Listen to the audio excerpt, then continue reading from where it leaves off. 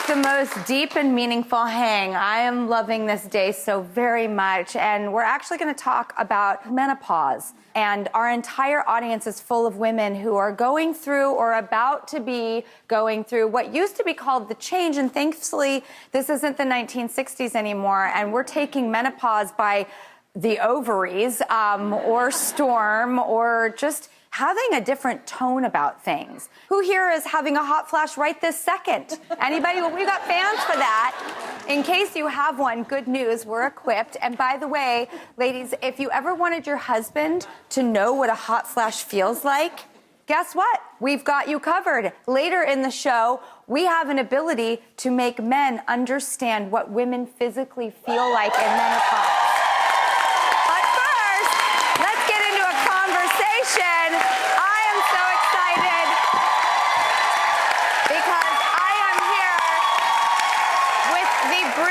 CBS News contributor and my new fellow colleague on important subjects, Lisa Ling, everybody.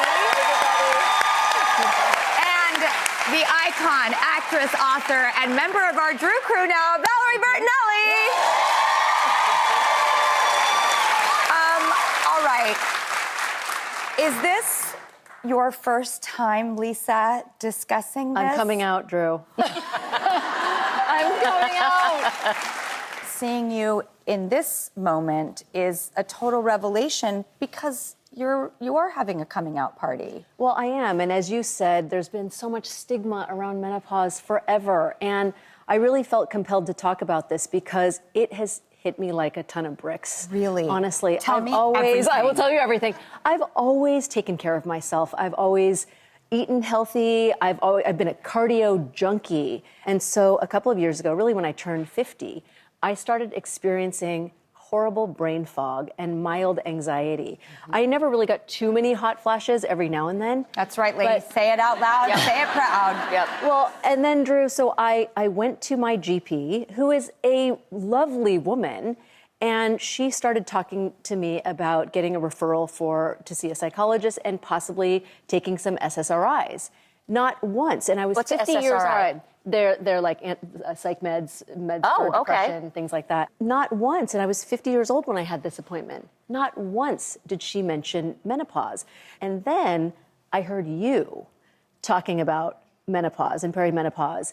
And you started talking about brain fog. And I started thinking, could that be what I'm going through?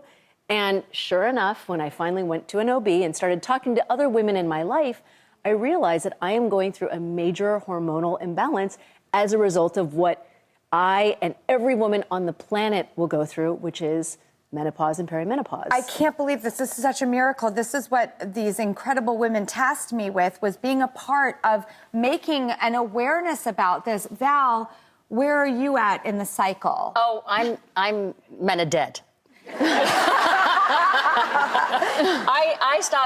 I probably stopped about 8 years ago. I probably went through about 10 or 12 years through it. But the brain fog, totally get. The hot flashes, totally got.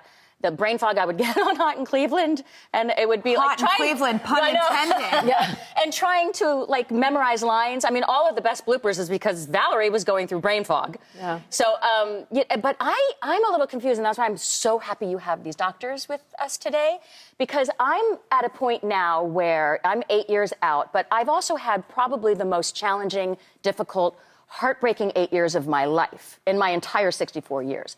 It's worse than when I would be pre-period and when I would get my period, when I would just be like, ah!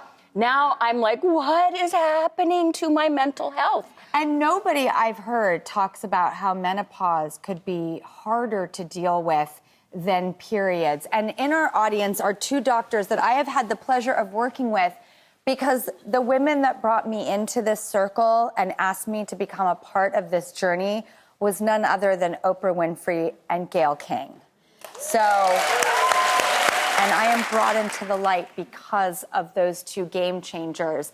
And we did an Oprah Daily special called The Menopause Talk. And here we have Dr. Judith Joseph, who I was lucky enough to meet that day, and Dr. Heather Hirsch, who I was lucky enough to sit next to that day. I know.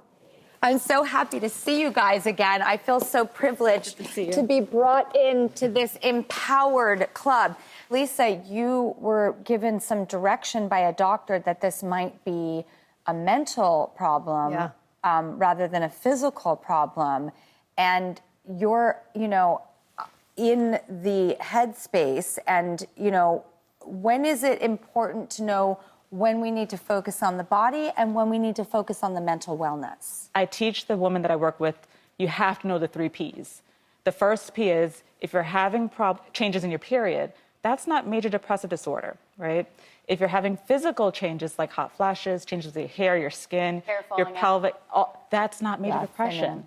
And the last P is your past. If you have a past history of trauma, depression, postpartum, you're more likely to have a recurrence in midlife. So if you're having your first mental health symptoms in midlife, your doctor should be thinking about menopause and not major depressive disorder and giving you an SSRI. And none of those questions, none of them were asked of me when I went in. Yeah. Wow.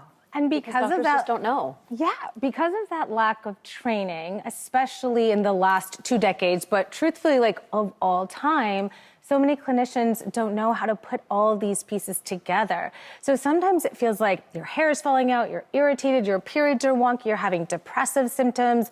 And so you're trying to put all this together. But the one commonality is that our hormones are declining. And at the same time, this takes a really long time, so we might not notice overnight. So you're right, perimenopause can last for up to 10 years. And then about 10% of women will have symptoms that last the rest of their life, even once they're through menopause. And so this is why talking about this is so important. It is nothing short of a public health crisis that we have not been talking about how all women in every zip code go through perimenopause and menopause and how we can end suffering because it's not necessary. I just thank Oprah and Gail so much for bringing us all together. This was their goal, to get us to not live the way that another generation or even us 5 years ago. And then, gosh, I do wish that the male gender could understand what it is the female is going through. We have a solution for that. Up next, I can't wait to see a man suffer through a hot flash like women do.